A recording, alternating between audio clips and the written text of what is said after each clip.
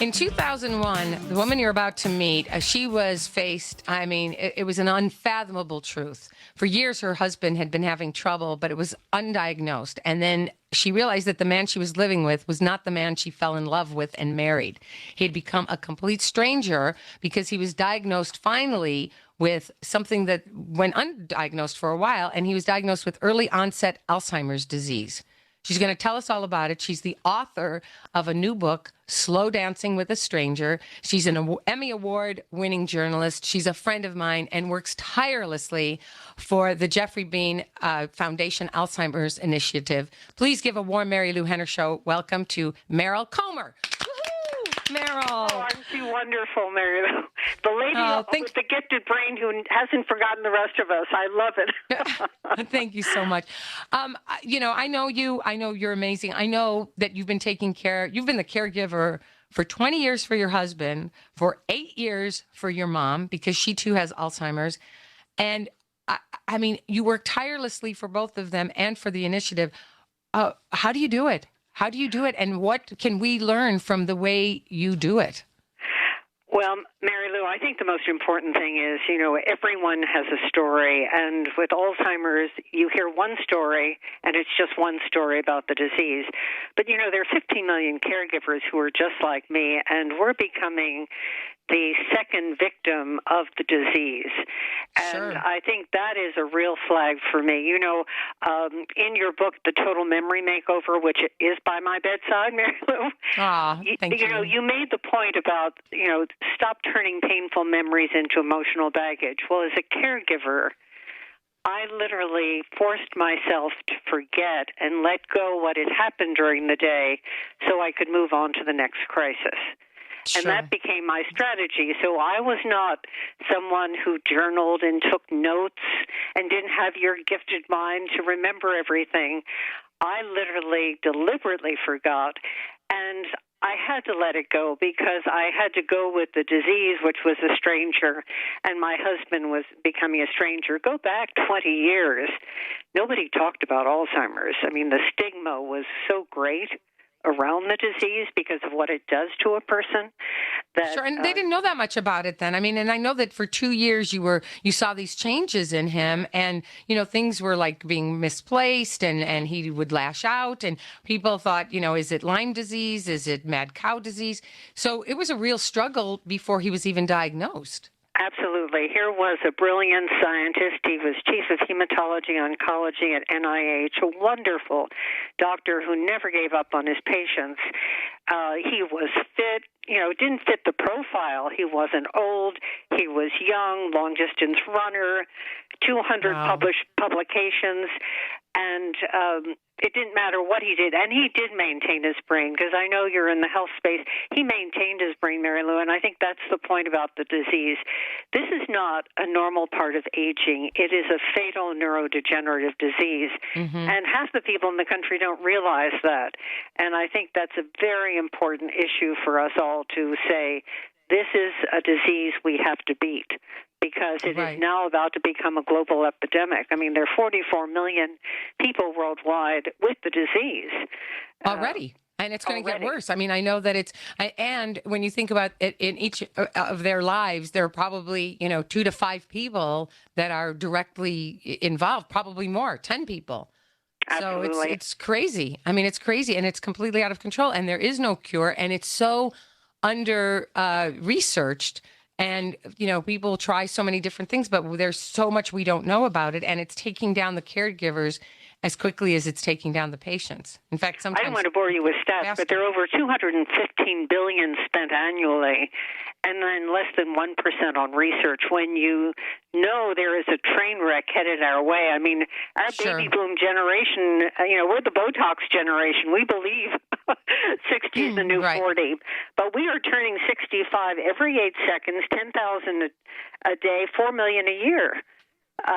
So we have an aging population that is reading all your books, because we need to have your books. But this is a real crisis that we have. And women, by the way, are disproportionately affected. Really? There are more women who get Alzheimer's than men? 2/3 of Alzheimer's patients in the U.S. are women. Wow. And What do they attribute that to? Do you know? well, classically, they've thought that we outlive men, which we do statistically, Mm-hmm. but we are also two-thirds the caregivers, and there is something in the science. We just actually ran a global challenge in that space that said, why are women more predisposed to Alzheimer's than men? Because if you remember in cardiovascular disease, that was transformational. They thought it was Sure. a man's disease, and then it became the biggest killer of women. The same is true if you think about the brain. So we asked that question. So the science isn't there yet, and it is very important that we begin to look at those differences that are sex-based and also across ethnicities, because there are differences that we're learning about. But women are taking, as caregivers, 20 years later, I look back, Marilu, I was 48 years old when I had to leave the workplace. The average caregiver today is 48 years old. Wow. So it becomes their job. By It no becomes better what it is. decisions. It's just It's terrible. it is so upsetting. But we really have to do something about it. But Meryl, if $215 billion is spent on Alzheimer's, why is it less than 1% that's spent on research? What is the rest being spent on? You mean just taking care of the people? Well, that big dollar is the amount spent on care annually by the by a combination of Medicaid and Medicare. But the biggest burden of care really falls to the unpaid caregiver and family member. And across diseases, we do it with love. We take care of our loved ones. We don't turn away from them. And it is very rewarding to help protect a loved one's dignity. What is troublesome is the caregivers are getting sick. Sure, and nobody's taking care of them. How are you? Yeah, they want to know about the patient. In case you just joined us, we're talking to Meryl Comer, the Emmy Award-winning broadcast journalist. She's the author of a new book, Slow Dancing with a Stranger. She's also the president and CEO of the Jeffrey Bean Foundation Alzheimer's Initiative. So give us a profile of what you have to do, because I know I heard you describe it once that you have your mother in one room, your husband in another room most of the time, and you're taking care of the two of them running back and forth. What is it that you have to do for them every day?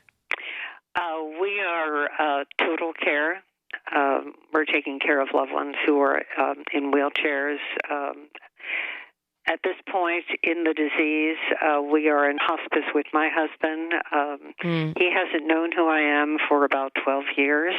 I know he knows my touch because I do the care. And if you ask any caregiver,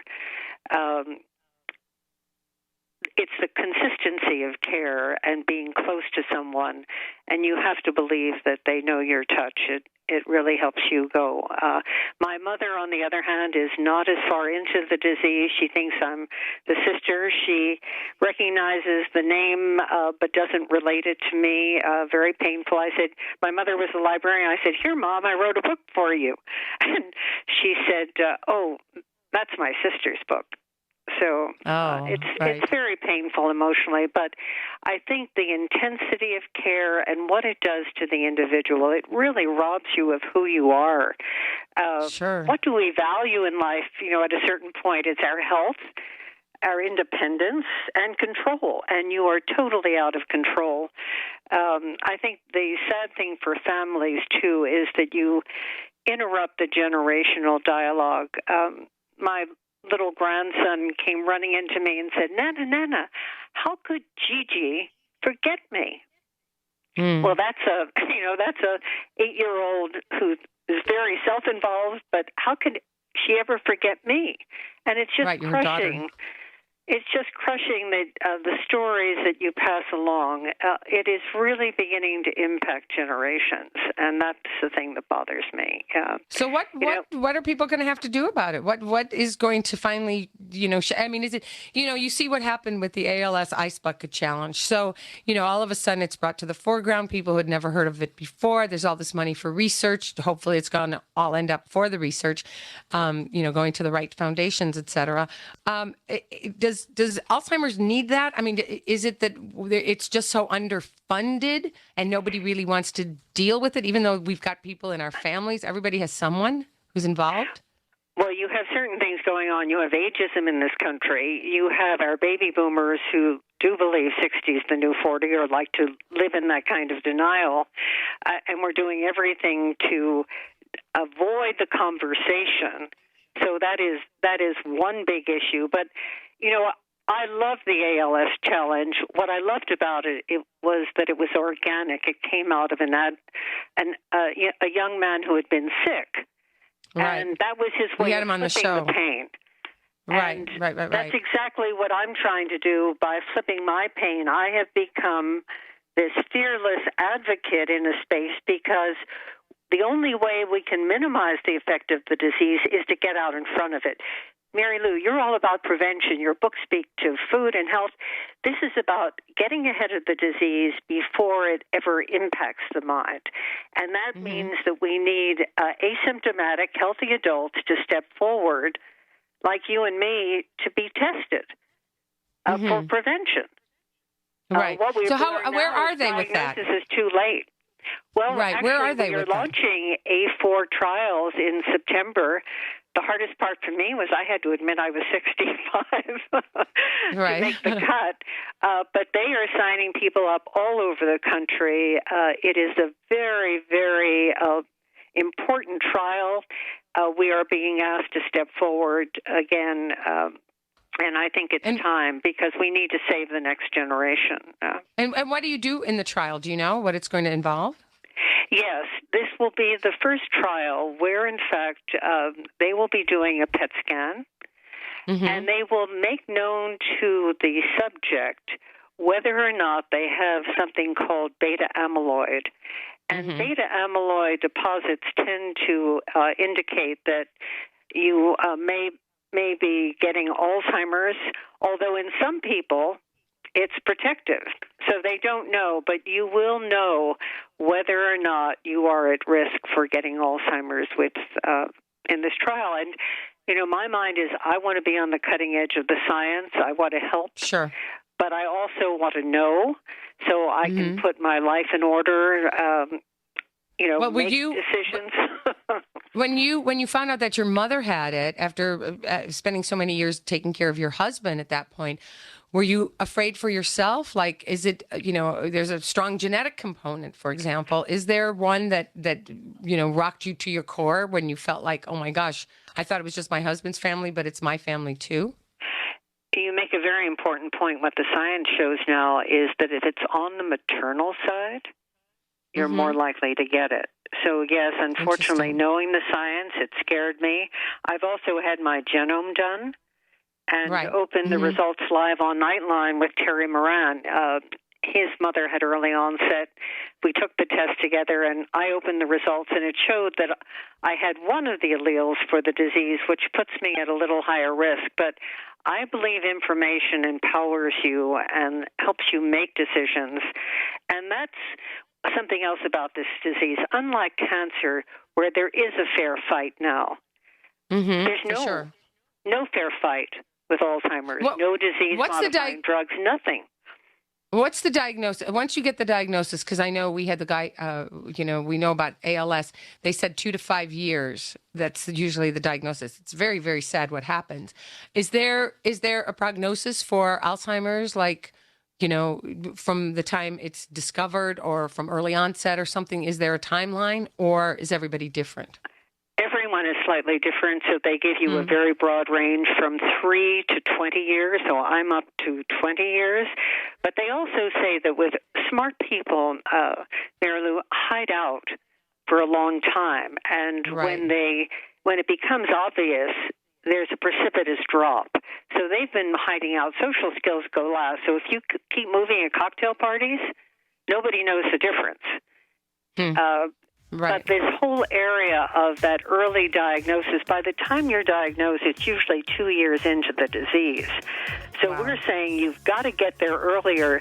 Heads up, it's coming, because you want to get the first disease-modifying drugs that slow the progression. Or or 5 different years things. of quality of life.